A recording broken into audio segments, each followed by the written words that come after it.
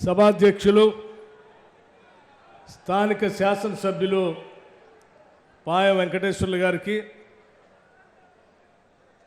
అలాగే గౌరవ ముఖ్యమంత్రి వర్యులు శ్రీ రేవంత్ రెడ్డి గారికి, అఖిల భారత Congress committee AICC in charge general secretary Telangana రాష్ట్రానికి ఉన్నటువంటి పెద్దలు దీపా దాస్ మున్షి గారికి, మరో ఏఐసిసి కార్యదర్శి సోదరులు రోహిత్ చౌదరి గారికి, జిల్లా కాంగ్రెస్ కమిటీ అధ్యక్షులు శ్రీ పోడెం వీరయ్య గారికి, తోటి సహచర మంత్రివర్యులు పెద్దలు శ్రీ ఉత్తమ్ కుమార్ రెడ్డి గారికి, అట్లాగే ఇన్ఛార్జ్ మంత్రివర్యులు కోమటిరెడ్డి వెంకటరెడ్డి గారికి, పొంగలేటి శ్రీనివాసరెడ్డి గారికి, సీతక్క గారికి, తుమ్మల నాగేశ్వరరావు గారికి, కొండా సురేఖ గారికి, ఇంకా వేదిక మీద ఉన్నటువంటి నా తోటి శాసనసభ్యులకి, మిగతా రాష్ట్ర కాంగ్రెస్ కమిటీ కార్యవర్గ సభ్యులకి, జిల్లా కాంగ్రెస్ కమిటీ కార్యవర్గ సభ్యులకి, అనుబంధ సంఘాల నాయకులకి,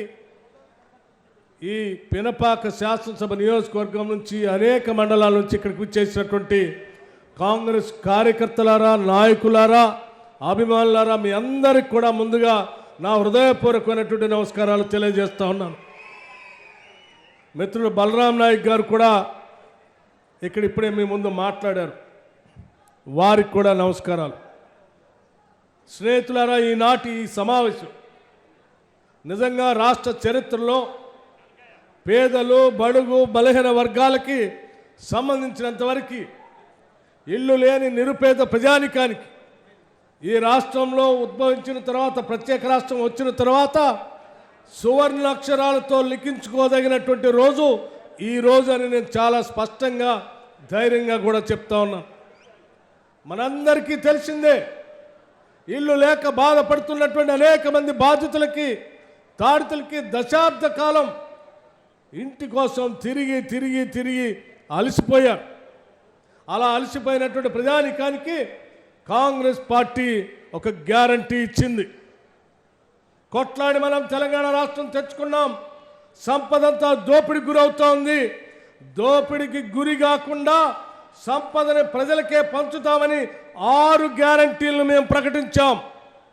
ఆ 6 గ్యారంటీలు ప్రకటించిన వాటిలో ఈనాడు అత్యంత ప్రధానమైనటువంటి ఇందిరమ్మ ఇల్లుకు సంబంధించి ఈ లక్ష్మీ నరసింహస్వామి వారి ఆశీస్సులు, వారి దర్శనం, శ్రీ సీతారామచంద్ర రాముల వారి దర్శనంతో, వారందరి ఆశీస్సులతో ఈ రాష్ట్ర పేద ప్రజల కోసం కాంగ్రెస్ పార్టీ ఇచ్చినటువంటి వాగ్దానాన్ని నెరవేర్చే కార్యక్రమాన్ని ఈరోజు మనం సౌహృదయంతో రాష్ట్ర ప్రభుత్వం ప్రకటించినందుకు యావత్ రాష్ట్ర ప్రజానికం అందరి తరపు నుంచి కూడా పేదల పక్షాన రాష్ట్ర ప్రభుత్వానికి హృదయపూర్వకమైనటువంటి అభినందనలు, కృతజ్ఞతలు తెలియజేస్తా ఉన్నాను. మిత్రులను ఆలోచన చేయండి. ఈ పినపాక శాసనసభ నియోజకవర్గం ఎప్పుడు కూడా కాంగ్రెస్ పార్టీకి కంచుకోట లాంటిది.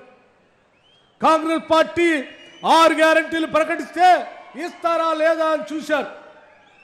చూసినటువంటి 6 గ్యారంటీలకు సంబంధించి మహిళలు మహాలక్ష్మిలాగా గౌరవించుకుంటూ ఆర్టీసీ బస్సులో ఉచితంగా ప్రయాణం చేసే కార్యక్రమాన్ని పట్టుమని 10 నిమిషాలు కూడా మేము శాసనసభలో ప్రమాణ స్వీకారం చేసామో లేదో బయటకు వచ్చి వెంటనే మహిళలందరికీ కూడా ఆర్టీసీ బస్సులో ఉచితంగా ప్రయాణం చేసే కార్యక్రమాన్ని ప్రకటించాం, అమలు చేస్తున్నాం. ఈరోజు పెద్ద ఎత్తున రాష్ట్రంలో ఉన్నటువంటి మహిళలంతా కూడా ఆర్టీసీ బస్సులో ఎక్కడి నుంచి ఎక్కడికైనా తిరిగే కార్యక్రమం జరుగుతాం. ఆరోగ్యశ్రీకి సంబంధించి అడవులో పుట్టిన బిడ్డలం, బాధితులం, తాడుతులం, ఒంట్లో బాగాలేకపోతే చెట్టుకో పుట్టకో దండం పెట్టుకొని వైద్యం చేయించుకోవడానికి డబ్బులు లేక దేవుడి మీద భారం వేసేటువంటి మనం ఈరోజు దేవుడి మీద భారం వేసి ఇంట్లో ఉన్నటువంటి మనిషి వదిలిపెట్టడం కాదు. ఇందిరమ్మ రాజ్యం మీకు అండగా ఉంటుందని 10 లక్షల వరకు రాజు ఆరోగ్యశ్రీ కార్యక్రమాన్ని గ్యారంటీగా ప్రకటించి అమలు చేస్తున్నటువంటి ప్రభుత్వం ఈరోజు మీ ముందు ఉంది. అంతేకాదు మిత్రులను ఆలోచన చేయండి. గృహజ్యోతి కింద 200 యూనిట్ల వరకు కరెంట్ ఇస్తామని చెప్తే ఎక్కడ కరెంట్ ఇస్తారులే అన్నారు. మీకు తెలియదు కాదు, ఈ నెల మార్చి 1వ తారీఖు నుంచి మేము శాసన సెక్రటేరియట్ ప్రాంగణంలో లాంచ్ చేసిన దగ్గర నుంచి మార్చి 1 తారీఖు నుంచి 0 బిల్లు ఈ రాష్ట్ర వ్యాప్తంగా 200 యూనిట్ల లోపల వాడుకుంటున్నటువంటి ప్రతి అర్హత కలిగినటువంటి కుటుంబానికి ఈరోజు 0 బిల్లు ఇస్తా ఉన్నాం. ఇది అక్షరాలుగా నిజం చేసి చూపిస్తా ఉన్నాం.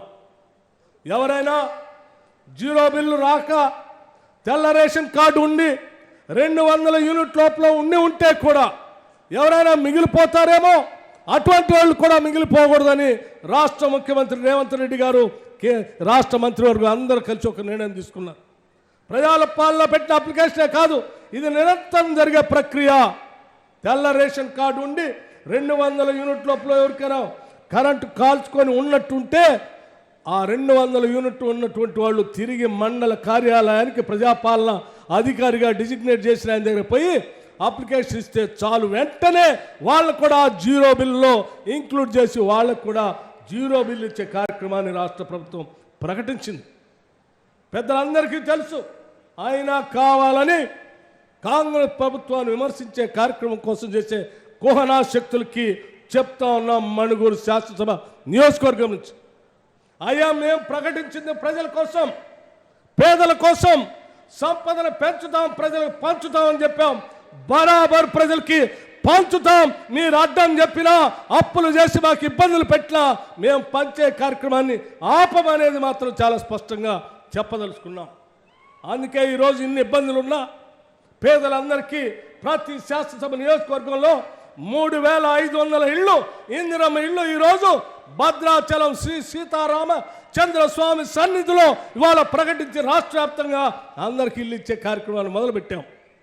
మిత్రులారా, ఆలోచన చేయండి. ఈరోజు ఇదే పినపాక శాసనసభ నియోజకవర్గం కాంగ్రెస్ కంచుకోటగా ఉన్నటువంటి నియోజకవర్గం. గత శాసనసభ ఎన్నికల్లో కూడా ఇక్కడ కాంగ్రెస్ పార్టీ అభ్యర్థిని గెలిపిస్తే సిగ్గు లేకుండా పార్టీని మారి, పార్టీని అమ్ముకొని టీఆర్ఎస్ పార్టీలో చేరితే చివరికి పార్టీలో చేరటమే కాదు, తల్లి లాంటి కాంగ్రెస్ కార్యాలయాన్ని కూడా టీఆర్ఎస్ పార్టీకి దఖలు చేస్తే నీకు బుద్ధి చెప్తామని చెప్పి ఈ శాసనసభ నియోజకవర్గ ప్రజానికం, కాంగ్రెస్ కార్యకర్తలు భారీ ఎత్తున ఇక్కడ కాంగ్రెస్ అభ్యర్థిని గెలిపించి టీఆర్ఎస్ పార్టీకి బుద్ధి చెప్పారు. రేపు రాబోయే ఎన్నికల్లో కూడా మీరు 10 ఏళ్ళు పరిపాలన చేసి డబుల్ బెడ్రూమ్ ఇల్లు ఇస్తా అన్నారు, ఇవ్వలేదు. పోడు భూములు పంచుతా అన్నారు, పంచలేదు. ఇంటికో ఉద్యోగం ఇస్తా అన్నారు, ఇవ్వలేదు. ఏమీ చేయనటువంటి మీకు ఇప్పటికే శాసనసభ ఎన్నికల్లో బుద్ధి చెప్పారు. మళ్ళీ చెప్తా ఉన్నాం, మేము మీలా కాకుండా ఇచ్చిన ప్రతి హామీని, ప్రతి గ్యారంటీని అమలు చేసుకుంటూ ముందుకు పోతా ఉన్నాం. రేపు జరగబోయేటువంటి పార్లమెంట్ ఎన్నికల్లో కూడా ఈ మహబూబాబాద్ పార్లమెంటు నియోజకవర్గం నుంచి మన అభ్యర్థిగా, కాంగ్రెస్ పార్టీ అభ్యర్థిగా మాజీ మంత్రులు బలరాం నాయక్ గారు పోటీ చేస్తూ ఉన్నారు. అఖిల భారత కాంగ్రెస్ కమిటీ ఇప్పటికే ప్రకటించింది. భారీ ఎత్తున ఈ టీఆర్ఎస్ పార్టీకి బుద్ధి చెప్పేటట్టుగా భారీ ఎత్తున చేయి గుర్తుపైన ఓట్లేసి గెలిపించవలసిందిగా మీ అందరికీ విజ్ఞప్తి చేస్తూ ఉన్నాను.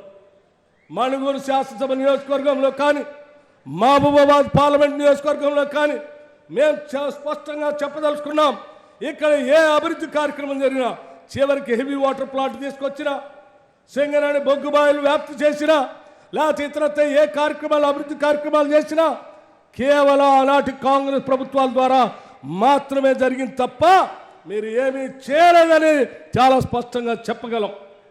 చేయక ఒక భద్రాద్రి పవర్ ప్రాజెక్టును మొదలుపెట్టారు. కలుషితమైనటువంటి సబ్ క్రిటికల్ టెక్నాలజీలు తీసుకొనొచ్చు, సూపర్ క్రిటికల్ టెక్నాలజీ వాడాల్సిందని వదిలిపెట్టి రాష్ట్ర ప్రభుత్వం మీద విపరీతమైనటువంటి భారం వేసి ఈ ప్రాంతాన్ని కలుషితమైన చేసేటట్టుగా కట్టినటువంటి భద్రాద్రి పవర్ ప్రాజెక్ట్ రేపొద్దున ఈ రాష్ట్రానికి భారం కాబోతోంది. మీరు ఈ ప్రాంత ప్రజలకు మేలు చేయకపోగా ఈ ప్రాంత ప్రజలకు అన్యాయం చేసి ఇంకా తగుదనమ్మా అని చెప్పి కాంగ్రెస్ పార్టీ ప్రభుత్వం మీద తప్పుడు ప్రచారం చేస్తూ ఉంటే కాంగ్రెస్ కార్యకర్తలు చూస్తూ ఊరుకోవటానికి సిద్ధంగా లేరు అని చెప్పడానికే అశేషంగా కదిలి వచ్చిన మీ అందరిని చూస్తూ ఉంటే అర్థమవుతుంది. అందుకే సోదరులారా టీఆర్ఎస్ పార్టీకి, భారతీయ జనతా పార్టీకి బుద్ధి చెప్పి అత్యధిక మెజార్టీతో రాబోయే పార్లమెంట్ ఎన్నికల్లో ఈ రాష్ట్రం నుంచి 12 నుంచి 14 స్థానాల వరకు పెద్ద ఎత్తున గెలిపించుకొని ముందుకు పోదామని చెప్పి మీ అందరికీ నేను సవినయంగా మనవి చేస్తూ ఇంకా చాలా విషయాలు ఉన్నాయి. ఈ ప్రభుత్వం వచ్చి కేవలం 90 రోజులు ఉడకాలి. ఈ 90 రోజుల్లోనే మనం సాధించిన, ప్రజల కోసం చేసిన అనేక కార్యక్రమాలు ఉన్నాయి. ఆ కార్యక్రమాలన్నీ కూడా రాష్ట్ర ముఖ్యమంత్రి వర్యులు రేవంత్ రెడ్డి గారు మీకు స్పష్టంగా ఇంకా చాలా వివరించేది ఉంది. వారు వివరిస్తారని మీ అందరికీ సవినయంగా మనవి చేస్తూ కార్యక్రమానికి వచ్చినట్టు మీ అందరికి కూడా మరొకసారి నా హృదయపూర్వకమైనటువంటి ధన్యవాదాలు తెలియజేస్తూ సెలవు తీసుకుంటాను. జై హింద్, జై కాంగ్రెస్.